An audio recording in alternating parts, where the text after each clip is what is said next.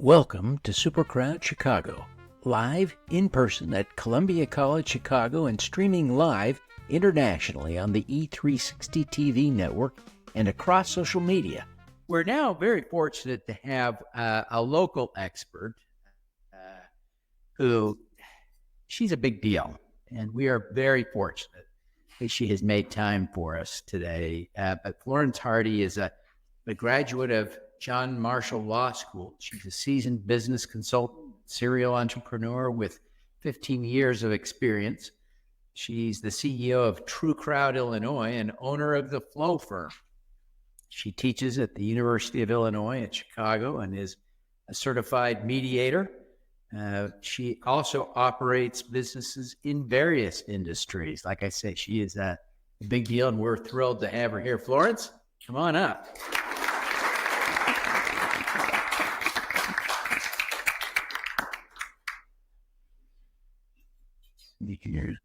You sit on.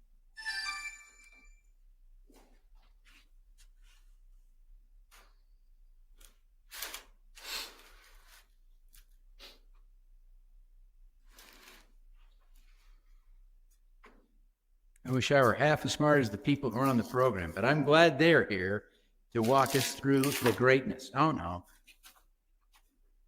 I know you like looking at that picture. I do, but let's get her slides up.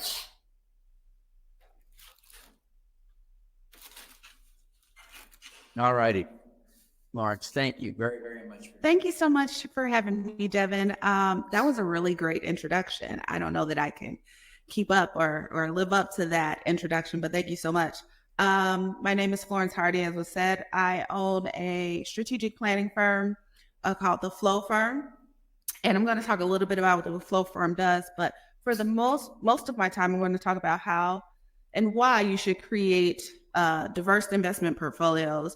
And this is more so for, of course, the unaccredited investor. If you're a traditional investor, you know, your diverse portfolio is going to include things like hedge funds or bonds or that kind of thing. But we're looking on a different scale for the clients who I typically work with. So the Flow Firm is a strategic planning law firm. So we do some legal work for clients, but most of what we do is strategic planning around helping them understand how their business is an asset that they should invest in and how to best do that. We do intellectual property planning as well as investment planning. The primary product that brings me here and brings us here is something that we're working on called Crowdfolio, which is a platform that allows individuals to manage their diverse portfolios. So why is that important, right? So investment, as we all know, has typically been limited to the top 1% or those who are already wealthy. And when we're looking at the different types of opportunities in investment, those doors have traditionally been closed to the unaccredited investor and very burdensome to enter into. When I speak to clients about how to diversify their portfolios, I'm not saying that you don't need a traditional plan. You should also have stocks and bonds if that's something that you're interested in. But what I am saying is, how can you look at those assets that aren't typically seen as investments for those who are unaccredited? So when you're creating these type of portfolios, it allows you to invest your way in a way that's comfortable for you, in a way that matches your interest and keeps your goals in mind. So this is how the rich typically diversify, right? So Jay-Z is a music artist. Most of his money has come from music, but he has an art portfolio worth $70 million.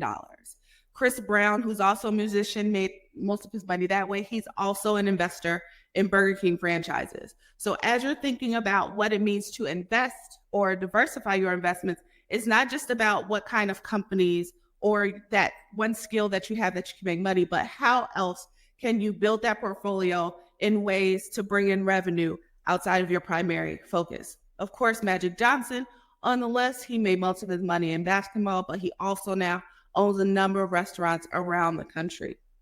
And so what I did was I brought up an example of Jay-Z. So we talked about his $70 million art portfolio, but he also invests in apparel, media, music, sports. Another important part of his portfolio is philanthropy. So he makes it a point to ensure that a portion of the money that he makes goes to philanthropy. As you're looking to diversify your portfolio, don't just think about things that are making money, but how you also want to share in the wealth that you're building. So I am focused on helping clients see that you don't have to do just one thing in order to build that revenue and to build the wealth that you're looking for. There are a number of ways that you can enter into the field. And so how do we define alternative investments at the Flow Farm? Well, first, we believe that your business. So I work with a lot of entrepreneurs, and I try to get them to see through the strategic planning process that their business is their number one asset. Typically, it's the thing that they'll invest the most money in. So how are you strategically planning such that when you exit that business, you actually take out wealth? A lot of my clients go into business, and they go into business in a way that makes their business not a sellable one, meaning that when they're ready to retire, they don't have anything. They have just worked to live their life day to day, but they have not worked to build a retirement worth living. And so through our planning processes, we help them identify the ways in which their business is that investment that they're making, or they pull that investment out that they're made in their business, such that it becomes a part of their investment portfolio. It's not just something that they do. It's now a part of their portfolio for the long term, making sure they're taking money out, putting it in the right places such that it holds its value. The other things that we help our clients look at are some non-traditional asset classes. So we mentioned art as one of those asset classes. Some other things that my clients choose to invest in include collectibles. So I have clients who have baseball card collections or comic book collections. These are assets, although the value is variable and can be hard to determine. There is typically value in these non-traditional assets. So how can we make sure that, one, you're documenting those assets, documenting those collectibles, and then you have a regular method of determining its valuation? Not only that, which I'll talk about in a minute, how can you ensure that there's going to be a way for you to liquefy those assets to ensure that, yes, you have this comic book collection. Will someone want to buy it in the future? How can we source out who that will be so that you can ensure that you can get some liquidity out of that asset? I also have a client who is working on monetizing or putting value behind your fashion. So we know that there are these high-end bags that hold value for long periods of time. That's an asset that can be part of your investment portfolio. There are websites available that allow you to purchase $1,000 sweater or some other item that is then put in a rental pool, so that you purchase this high-end sweater, you own maybe 10% of it, someone rents it, and now you get money back on the back end when it's rented out. Those are things that you can look at to diversify your portfolio if, for example, you're interested in fashion. Of course, there's crowdfunding, which we're talking about today. Real estate is a very prominent way in which people diversify their assets. And then lastly is vehicles. I've gotten some pushback on this, but if you have a 57 Chevy, and first, let me also say, don't know anything about cars. That said, I know that there are some cars that have value. If they're old, if they're rare, these are things that you can invest in whole, again, or in parts. So you can have a fractional share of a high value collectible car or something like that, and that becomes part of your investment portfolio. I'm going to skip some slides here because I think some of this is elementary, but everyone knows that there's 4 different crowdfunding types. The way in which most of my clients begin to diversify their portfolio, not finish, but begin, is through crowdfunding. So they'll find an area or industry in which they're interested in, and then begin to purchase fractional shares of assets in those categories. Some of those categories, of course, include real estate, which Fundrise is one of those sites. Realty Mogul is one of those sites. I actually have a client who is creating a space-based crowdfunding platform. So for individuals who are interested in technology that goes into space or helps space flight or whatever that might be, you can own a fractional share of that type of a company if that's your interest. There's food and beverage specialty crowdfunding sites like Pie Shell or Barn Raiser. There's renewable energy sites like Crowdcube and Sunfunder. And then if again you're looking for fashion and apparel, there's Kickstarter. For education, there's one called Donors Choose, and then for music, there's Artist Share. So you can easily find a number of industry, depending upon what your interest is, an opportunity to invest. But the first thing that anyone should do if you're looking to diversify your portfolio in this way is to learn what your interests are.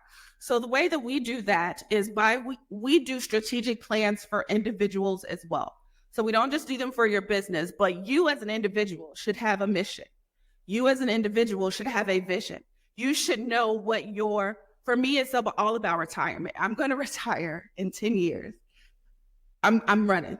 I'm going to get there because I like work, but I don't want to do it if I don't have to, right? So you should be able to develop the strategic plan for yourself. What is it that you're working for? And ensuring that you're lining your investments up with that with that goal. So we do the strategic plan to come up with your mission, values, vision, and values. And then we draft an actual action plan. This is a set of steps that you will complete, and you're given deadlines to complete them as a function of reaching your ultimate goal. It's one thing to set a goal, but we really focus on helping you identify the actions necessary to see that goal come to fruition. We don't just say, hey, okay, you want to retire in 10 years? Great. We say, okay, well, what does retirement look like? How much money would you need to live? Based on your current assets, these are what your wealth looks like. If you invested in these other types of assets, this is what you'll probably be able to see in the future. Maybe you need to research a little bit more. Maybe you need to go into this area. Maybe you need to identify additional interests or something like that. But we put together specific action plans and tasks for wealth generation. So how do you find these opportunities to invest in alternative assets? Well, first is you can start or acquire a business. That's a whole big thing in and of itself. And it's not for everyone. But for those who choose not to do that, there are online searches, there are networking groups, there are alternative asset platforms such as crowdfunding sites that I mentioned before. Financial advisors tend to have an insight into companies that are raising or opportunities where you might invest. There are investment clubs. And the last one I put on here, because I felt like I needed 10, but I also really hate social media. It is the devil. But if you like social media, you can use it to at least do some type of research. Don't depend on it because it's likely wrong, but that's just my social media biased. And I am very, very, very, very biased. So as you're thinking about what these alternative assets are, you're thinking, yes, I do want to do this. Maybe it's a crowdfunding thing. We heard from the previous speaker that some of these crowdfunding opportunities may or may not have a distribution or have a payout after a certain amount of time. So you do want to look at that. You want to take it into account how long it'll take for you to get cash out, if it's a debt payment or if you have to wait for an exit event. Excuse me. Exit event. The other consideration that you want to make is liquidity. How hard is it for you to get that money out of that asset? So like I said, some of my clients do invest in collectibles. That 57 Chevy, again, just guessing, might be a little easier to sell than your 2,000 book comic book collection. Doesn't mean that it doesn't have value, but how fast, how easy is it for you to liquidate that asset? You want to take into account any fees. So if, for example, you have a purse collection that's worth $10,000, maybe you have to go to auction to get the money out or to get the value out of that asset. There are going to be auction fees for that if that's something that you choose to do. So take that into account. And then lastly, any tax consequences. I'm not a CPA. My mom's a CPA, so she answers all my tax questions. But I imagine there would be some tax consequences depending upon how you take the liquidity out of that asset. So just be mindful of those. Some other considerations that you want to make are insurance. If you have these high value assets, you also want to make sure that you take the time to insure them. You don't want them lost, especially if it's a hard value, a hard asset. If there's a fire or something like that, and now all that you worked for is gone. Make sure that you do regular valuations of your property if you can. And I'm going to speed up because I'm running out of time. But you also want to think about estate planning.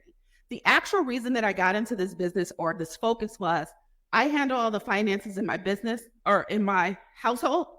My husband knows nothing. If something happens to me, he doesn't know where the bank accounts are. He doesn't know what I've invested in. He doesn't know what has value. You've always heard about people go to these estate sales and buy this purse that's worth, they buy it for $1 and it's worth $10,000. It's because that person didn't have that recorded anyway. And so as you're thinking about these alternative assets, it's a great way to get your estate planning in order. The last thing that I mentioned is this is what Crowdfolio looks like. It's an opportunity for you to view all of your alternative assets in one place, get valuations for them when you want to, and then see how diversified your portfolio is at one time. If you have any questions, one of my businesses is I own a co-working space in the south suburbs of Chicago, but I also, again, do strategic and investment planning. I have ebooks online, and that is, these are some of our additional resources. And if you're looking or interested in contacting me, this is my email address and website. I think that's all. The computer went out, so I'm guessing. Yes, the time has passed. Okay. But thank you very much. Thank you all.